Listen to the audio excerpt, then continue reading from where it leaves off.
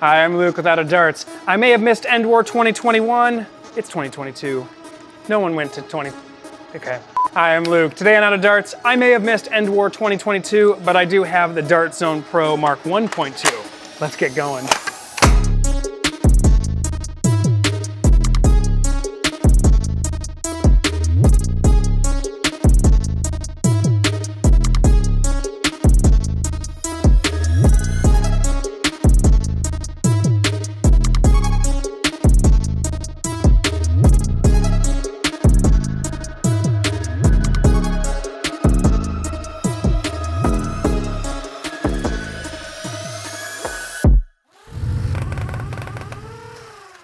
Dart Zone Pro was kind enough to send over a few new blasters. They sent over the Mark-1.2 and the 2.1. So do keep this in mind that this blaster was sent to me for free as far as this review is concerned.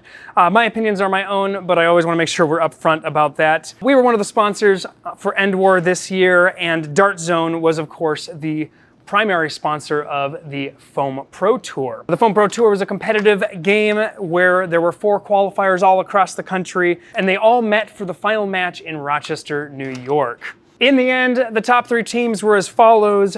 Rochester Radioactive took first, Flower City Fallout took second place, and Nebula, who my buddy Eli is on, took third. So it was really good to see some of our customers who are on those teams. Hey Andy, congrats on the win, really excited for you all, and I hope to be there for next year's event. But that's not what this video is about.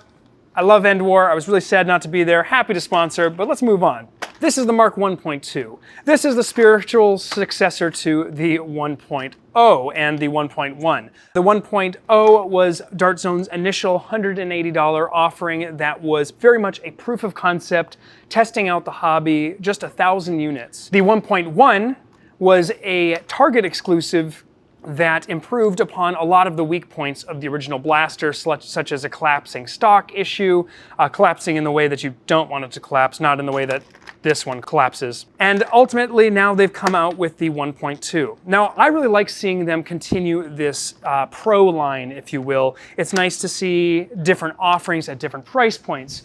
We are all, of course, familiar with the Nexus Pro, which is the previous Walmart offering. And of course, many of us have seen the Max Stryker, which I believe is still available on Target websites. Both of these are fantastic blasters at a $50 price point, just fabulous. However, if you want some of those nicer upgrades and touches, this is where you are at. This blaster comes in at $130 for the kit. You get 2 magazines, you get a lighter weight spring in case you want to reduce your FPS. Yes, I said that correctly. It also comes with some eye protection. Personally, this eye protection is not the type I would want to wear, but I do think it's nice that they include something. To me, it just feels, well, my head's too big, first of all, but it just doesn't quite fit my head. But it is rubberized, and I think it'd be fine for kids and teens, but for my large head, it really isn't that comfortable, personally. The blaster comes with 2 magazines. They are 15-round magazines. They are very similar to the previous ones. However, they have reduced the knurling on the sides, which I actually think is a really good choice. They feel a lot more sleek. They get in and out of pouches and carriers a lot easier than prior, and the build quality, like the rest of Dart Zone's products, is very good. It should be noted that this blaster is also compatible with all of the popular magazines, including Katana. If you're saying, what's a Katana? Don't worry about it, just let's move on. Also, of course, the classic Talon magazines, of which we sell a variety, and it's also compatible with our Tachi magazines. Now, I actually really like the Dart Zone magazines themselves. We like them so much that our feed lip on our Tachis is very similar.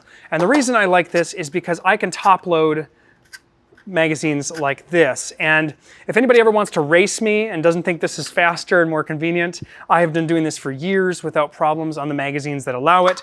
Unfortunately, on a Talon, you just cannot do that because the lips are too sharp and too narrow. Up top, we've got 2 iron sights.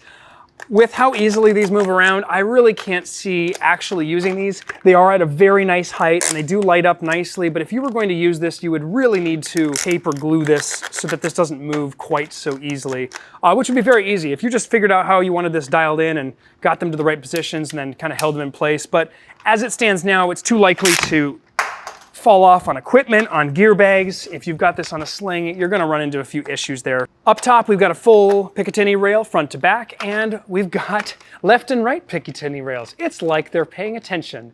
For those that don't know, Tarek and several other designers, and including Tarek's design on our shop, designed side rails for the Nexus Pro, and they've been quite popular. People like to add other accessories, and it kind of has a cool look. My one complaint with these side rails is that these two seem to be pretty loose. I don't know how they're mounted, but there's a considerable amount of play here, and hopefully we can show this in the B-cam, but with just 2 fingers, I can move this around. I don't think it's going to come off or anything like that, but there's a lot of flex and a lot of give here, and it's even adds a little bit more of that kind of clanky sound as you shake the blaster around. So I do think these could be probably tightened up, and you might even be able to do this yourself by adding a spacer, a bit of tape, some glue, or other way. I don't think there's anything wrong with them, but they are looser than I would like. Ergonomically, the blaster is very good with one major flaw, at least for me personally. When I prime this blaster, I have the problem of my palm. Almost every time I prime this, my palm hits this side right here. Now, I don't know if that has to do with my body proportions or the size of my hand, but I just cannot seem to fire this without ramming the back of my finger here. Now, I don't think I'm the only one that's had this same problem, but it's really going to depend on your playstyle and how you hold the blaster. I like to hold pretty inline so that I'm putting, it just ergonomically feels right, and I just can't put my hand where it needs to be. So I think for me personally, I'm going to look at redesigning this and just moving it forward 10 to 15 millimeters, excuse me, to just give myself enough clearance to hold this where I want without... No. Okay, sorry. I'm not trying to do it, and I do it almost every time I prime it. Now, others have told me this doesn't bother them at all, so I believe Perry even said here, it doesn't really bother him, and he's got normal adult hands, so it's really going to, your mileage may vary, let's just say that. The rubber sleeves on these grips are great. However, I think I might want to actually use some adhesive because they do seem to move around a little bit more than some of the others, but they're a really nice welcome touch, and they feel really good, especially when your hands get a little sweaty or you're out actually playing in the field. One nice change from the 1.0 is that these breakdown pins to take the blaster apart are now connected, and it's one single. I think this is a much better design from the original, where there were 2 jangly pins that pretty much everybody immediately took the keychains off to make them a little quieter. I think this is much better. I would have liked to see this a little slimmer, but I can understand that this is probably a strength issue and they want you to be able to grab that really easily. But it's much, much improved overall. One other feature I did want to mention is that this fake muzzle up front that doesn't really do anything can be replaced, of course, with our number of our normal scar barrels. The sizing here is pretty much identical to the Stryker and the Nexus Pro, which means that we've got a variety of different scars from Ton and other designers that can be added on front, and also our little rocket adapter works. The little rocker adapter will fire just about any ammo type on this blaster with a larger plunger tube. And of course the scar barrels just improve accuracy. It's worth noting that when you do put these on, you may need to add a little loop of tape because the tolerance varies slightly between this blaster and some of the others. Moving on to this stock, it is very much a mixed bag for me.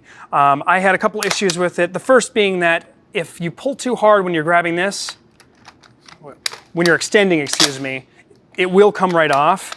And I just can't seem to get it to kind of behave the same each time. It's like one time, getting it to the right position and not having it pop off the end has been a little bit of a challenge. Now it seems to be fine, but then other times it won't be. So it kind of seems a little, I'm not pulling with a whole lot of force there. So if you're messing around with this in the field, you might run into a situation where you've bumped it off. Now that being said, you could of course take this part of the tube off and just use a regular buffer tube stock. However, I find that this has a lot more play than I would have liked to have seen. And in my opinion, it's not an improvement over the Nexus Pro or the Stryker, Max Stryker at Target, because those just have standard integrated stocks that don't have this much play. For me, this just moves too much to be a comfortable, really solid stock. And when I say my opinions are my own, I'm gonna keep telling you what I think of these blasters regardless of who sends them to me, but there's just more play here than there needs to be. And I'm not using a lot of force here, but there is a decent spring load on here, so you are going to, I mean, you can I'm at full length here, so I'm at the backstop, which is good, and it's currently staying on. But I pushed that a little harder than I might in a game, but it's gonna have to take some abuse, and I don't think this is designed all that well. I would have much preferred just a regular stock in this place, and I think this could be redesigned.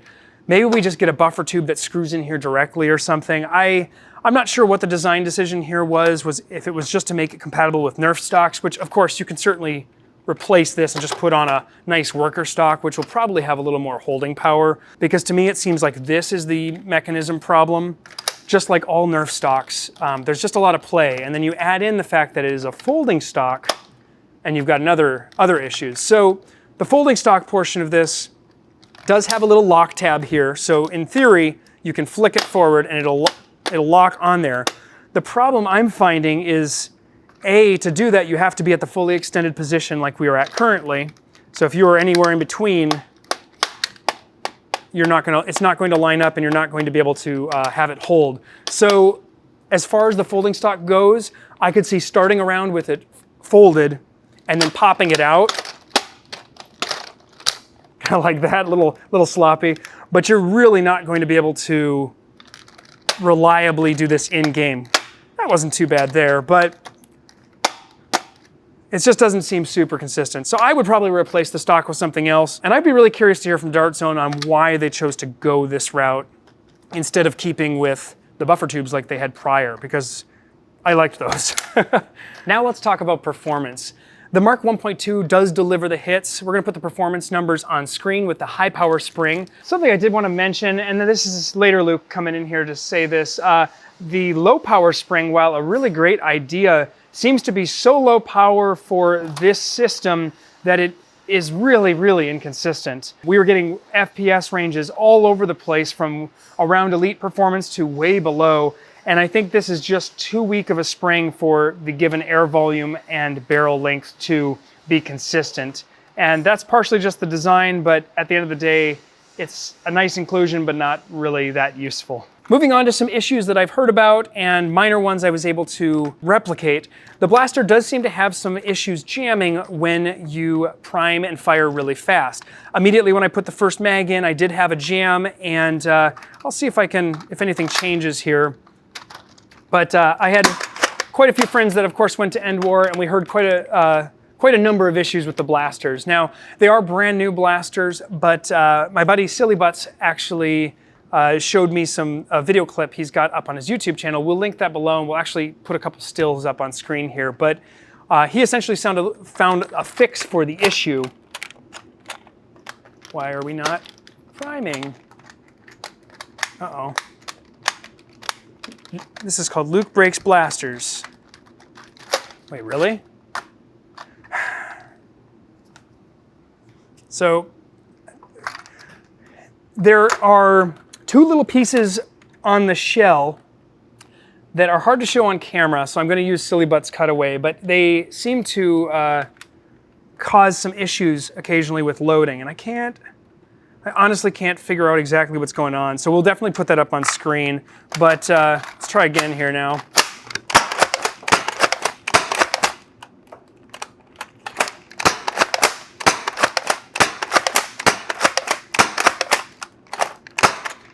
The other thing I've noticed is there are sort of some sticky, grindy nature to the actual prime itself. While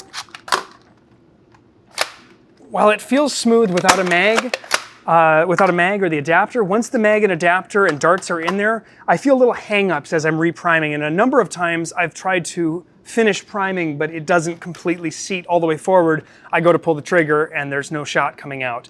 I'm Later Luke. It's been a couple weeks since we filmed the initial video, and we've got a chance to play with this more, hear from other community members, and run through some of the mods to actually fix the jamming issue. I do have a couple major complaints here after playing with the blaster more. The first is this stock is unbearably bad. It is really poorly designed. There is a ton of flex. I think I may have broken it. It's hard to tell. I definitely stressed it more.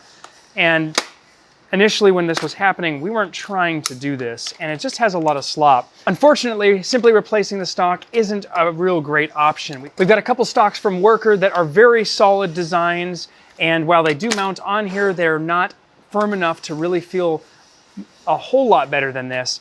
It seems a shame to have to put a $20 stock on this blaster and have it not even fix the tolerance issue.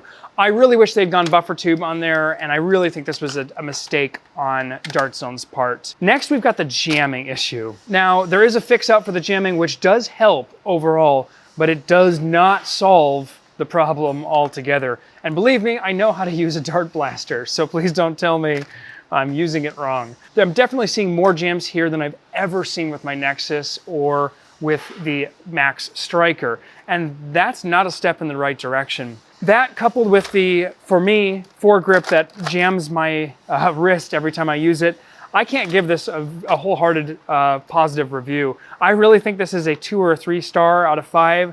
I don't know why you'd buy this over the Nexus.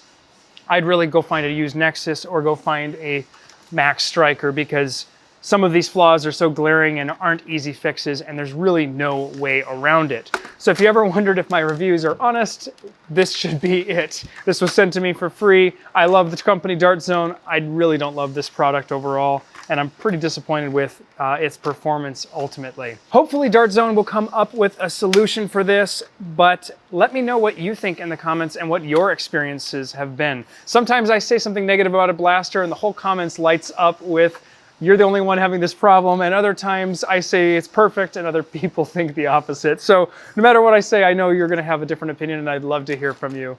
Until next time, I'm out of darts. Ooh.